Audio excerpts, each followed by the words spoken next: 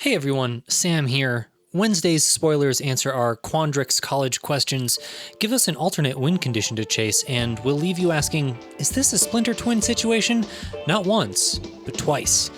All that and more in my highlights for Day 5 of Strixhaven spoilers.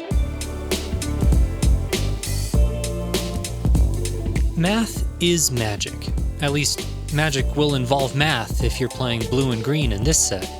Be prepared to count when you cast Body of Research, the 6-mana spell that creates a creature token with +1/+1 counters equal to the number of cards in your library. 6 mana value is a lot, but it's still an excellent rate for what will often be a 40 power and toughness creature. Historic players will see this as a simple 2-card combo with Simic Ascendancy. Just don't be too sad when you realize that your expensive, gigantic creature still dies to Fatal Push and Eliminate.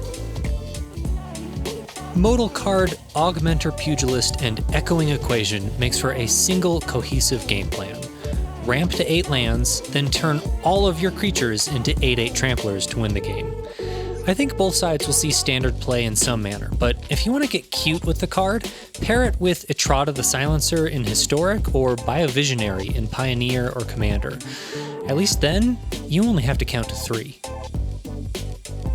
Green gains some interesting new ramp cards in Emergent Sequence and Accomplished Alchemist. Sequence is a rampant growth that turns your land into a Dryad Arbor. In a dedicated ramp deck, your land could become rather large for the rate. Alchemist is one of those cards that, when you see it, you know it will be powerful, but you don't exactly know how it will be used. There are a lot of viable life gain strategies already being played, and Historic is about to get its hands on Weather the Storm. Alchemist is going to make a ton of mana. You can bet your life on it. But we didn't just get Quandrix cards today. White aggressive decks will be very happy to see Leonin Lightscribe, a magecraft creature that pumps the whole team.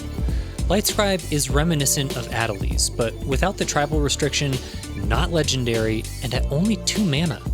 Adeliz is a very powerful card, and I always felt that if she were a 2-drop, even if she lost a keyword ability in exchange, she would have terrorized her standard format. Lightscribe certainly has that potential. Of particular interest to me is what Lightscribe does in a deck with Clever Lumomancer, Soulscar Mage, and Treadhorde Arcanist. Allowing Arcanist to flashback Lightning Helix and pumping the team multiple times seems like a great place to be. Red was gifted an excellent board wipe in Draconic Intervention. Not only can the board wipe be one-sided if you build your deck properly, but there's a clear synergy with the large Prismari spells that discard themselves. A one-sided, exiling board wipe that deals 8 damage for only 4 mana? That's nothing to sneer at. Conspiracy Theorist is an interesting exercise in combining red card advantage and red card selection effects by blending Rummage and Impulsive Draw together. This makes Rummage much better than a way to ditch extra lands in the hopes of finding something useful. Instead, you have the option of tacking Draw a Card onto any spell you wish to cast that turn. What's more, this effect has value in Fringe CEDH decks, where it can serve as one more option in Shadowbag plans. After drawing a lot of cards from Ad Nauseam or Necropotence, you can discard cards to gain value from Bone Miser without losing the ability to cast them. Our final card of the day is Strixhaven Stadium, which turns your game of Magic into a game of Mage Tower, the sport played between the 5 colleges.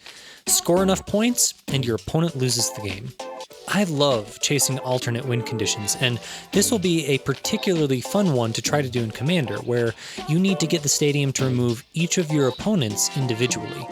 You can do this the hard way over successive turns, or you can attack all 3 opponents in the same turn, then use Dramatic Reversal and Isochron Scepter to generate an infinite number of points between the 3 combat damage triggers to win on the spot. Those are my highlights for the day, but I want to know what stood out to you. What's your favorite card spoiled so far?